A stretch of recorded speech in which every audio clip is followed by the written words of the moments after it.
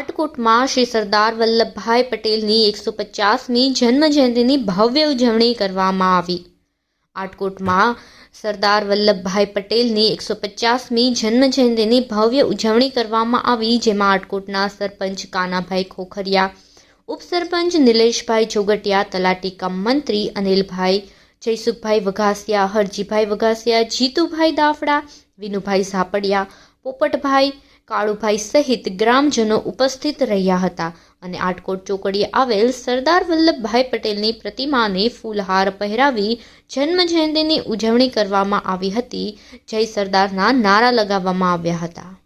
અખંડ ભારતના શિલ્પી લોખંડી પુરુષ એવા શ્રી સરદાર વલ્લભભાઈ પટેલની જન્મજયંતિ નિમિત્તે આજ રોજ જસદણમાં સરદાર ચોકથી પાટીદાર શૈક્ષણિક ભવન સુધીની એક જસદણ પોલીસના પીઆઈ અને એમની ટીમના નેતૃત્વ દ્વારા એક મેરાથોન દોડનું આયોજન કરવામાં આવ્યું હતું।